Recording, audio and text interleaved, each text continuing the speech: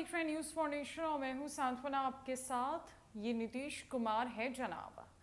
RJD हो या BJP, सभी के मंत्रियों को ये अफसरों से कंट्रोल करते हैं। इतनी बात तो तय है कि जब तक बिहार की सियासत की बागडोर नीतीश कुमार के हाथों में है, वो किसी की मनमर्जी नहीं चलने देते। जैसे ही उन्हें कुछ गलत लगता है, कोई गड़बड़ी नजर आती है या कोई शिकायत मिलती है, उस पर वो फौरन एक्शन ले लेते हैं, किसी की नहीं सुनते।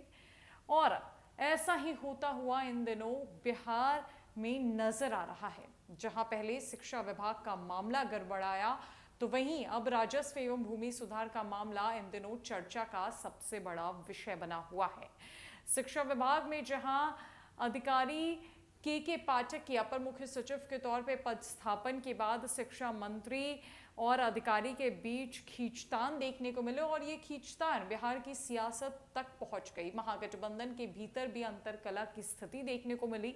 तो वहीं अब राजस्व एवं भूमि सुधार में ट्रांसफर पोस्टिंग को फौरन रद्द कर देने का मामला इन दिनों गहमाया हुआ है। हालात चाहे जो हो, इतना तो तय है कि जब तक शासन की बागडोर नीतीश कुमार के हाथ में है, वो किसी की मनमर्जी नहीं चलने देते।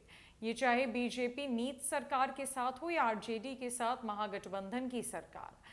आज अगर राजद कोटे के मंत्री नीतीश कुमार के निशाने पर है, तो उसकी वजह भी है। यही वजह भी है कि राजद के दो मंत्री, एक कृषि मंत्री रहे सुधाकर सिंह और विधि मंत्री कार्तिकेय सिंह का मंत्री पद मुक्त होना पड़ा।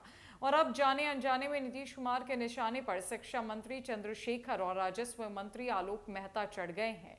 अब इसका हश्र क्या होगा, ये मंत्रिपरिषद विस्तार के समय दिख सकता है। इसकी एक वजह तो है इन दोनों का विवादास्पद होना। प्रोफेसर चंद्रशेखर ने मर्यादा पुरुषोत्तम राम पर ही नकारात्मक बयानों के तीर चला दिए। राम को काल्पनिक बताकर हिंदुओं की आस्था को ठेस पहुंचाई और बेवजह A to Z की नीति पर चलने की शुरुआत कर रहे तेजस्वी यादव के लिए एक सेट बैक कर दिया। मंत्री आलोक मेहता भी अपने एक बयान के जरिए तेजस्वी यादव के A to Z समीकरण को तोड़ते हुए नजर आए। वो मौका था स्वर्गीय जगदीव प्रसाद सिंह की जयंती का, जब उन्होंने अपने संबोधन में काफी तीखी बात कहकर समृद्ध समाज में भूचाल ले आया था। तब उनके बयान थे कि जो 10% लोग सत्ता और सरकार में लाभान्वित है, वो अंग्रेजों के दलाली करते हैं, वो भी जाने क्या क्या और भी करते हैं। जगदीव बाबू इन्हीं 10% आबादी के विरुद्ध आवाज बने थे। उनके इस बयान से काफी खलबली मची थी। गौरतलब है कि एक लंबे शासन का अनुभव रखने वाले नीतीश कुमार बगैर कुछ कहे अपर मुख्य सचिव के पाठक को शिक्षा विभाग लाकर प्रोफेसर चंद्रशेखर को बढ़िया जवाब दे दिया। आज स्थिति यह है कि लगभग 20 दिन से भी ज्यादा हो गया है, शिक्षा मंत्री प्रोफेसर चंद्रशेखर अपने विभाग नहीं गए। अपर मुख्य सचिव के पाठक ने भी इसका काट निकाल लिया है। अब वो बजट को तोड़ तोड़ कर काम करना शुरू कर चुके हैं, ताकि मंत्री के हस्ताक्षर की जरूरत ना पड़े।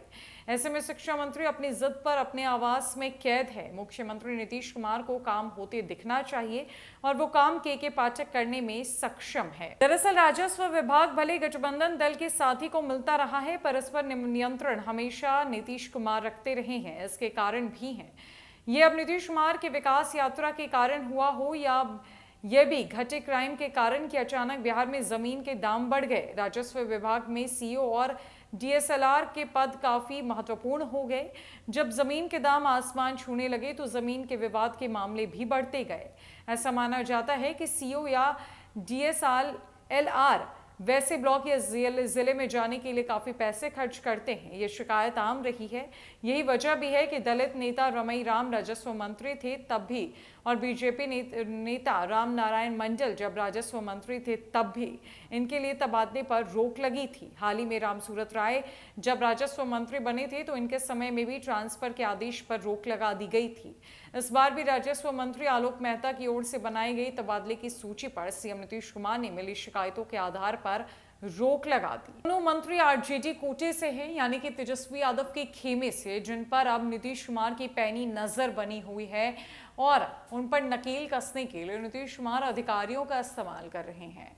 जहां मुख्यमंत्री नीतीश कुमार को अधिकारियों की सूचना पर, अधिकारियों के कामों पर बेहद भरोसा है और यही वजह है कि उन्होंने के पाठक को शिक्षा विभाग में पदस्थापन दिला दिया, ताकि शिक्षा विभाग की व्यवस्था को दुरुस्त किया जा सके, शिक्षा बेहतर की जा सके, नकेल कसी जा सके शिक्षा विभाग के तमाम अधिकारियों से लेकर शिक्षा मंत्री तक पर।